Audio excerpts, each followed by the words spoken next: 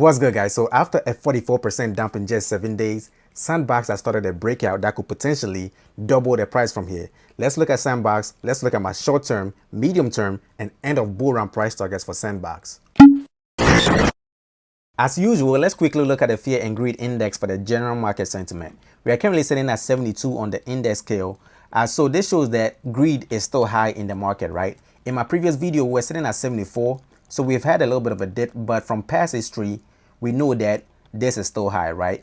Whenever the index is over 70, that is when we usually get the big reversals. So it is possible we see more downturn for Bitcoin. Let's confirm this with the Bitcoin estimated leverage ratio.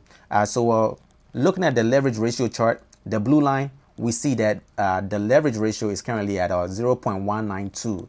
In my previous video, we were sitting at 0.19, right? So it looks like more people are opening up positions with leverage on exchanges. So this could be concerning, and this could definitely hurt the market, right? So keep this in mind. If Bitcoin dumps, then expect SandBox to also dump as well. Now let's look at SandBox from the lower time frame to the high time frame. We are starting with the 4-hour chart, and from the 4-hour chart, we see that SandBox, just like Mana, has been able to break above this descending wedge pattern, right? So this descending wedge pattern is usually a bullish indicator, and just as expected, the price is currently trading above the pattern, right? So this is highly bullish for SandBox. So if SandBox is able to break above the $3.10 resistance line, so the resistance over here, if SandBox is able to break above this resistance line, then I expect SandBox to go touch my short-term bullish price target sitting at the 2.618 Fibonacci level, or about $3.35, right, over here. That is my my short-term bullish price target for SandBox, right? But now let's look at some indicators. Let me clean up and let's look at some indicators. So let's bring up the RSI. So from the RSI, we see that the RSI is currently sitting at 67, and we are gaining in strength, right? So we are not yet overbought yet. So we are gaining in strength. The trend is pointing up. So I expect more bullishness for SandBox ahead in the short term. Let's look at the MACD. The MACD line over here has crossed the signal line, right? And it's pushing up, right? So this is highly bullish, and this is confirming the reversal, and it also points to more momentum ahead for SandBox in the short term. The squeeze momentum is also confirming the reversal, right?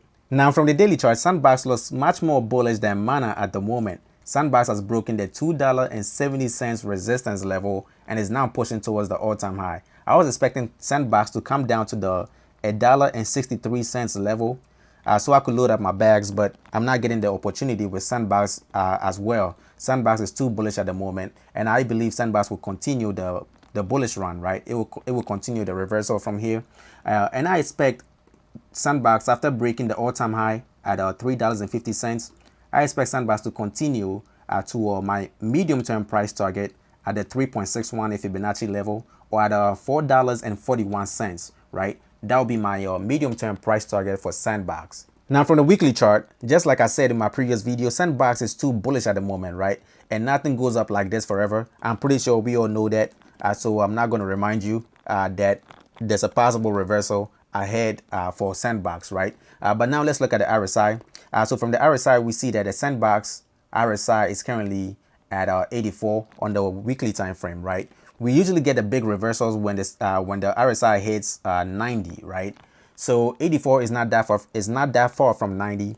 So there's definitely a reversal ahead, right? I mean, that's if you're using past history, then there's definitely a reversal ahead for SandBox when we get closer to 90, right? So keep that in mind as well. The MACD is still bullish, right? It's showing that, okay, the momentum is still high for SandBox, right?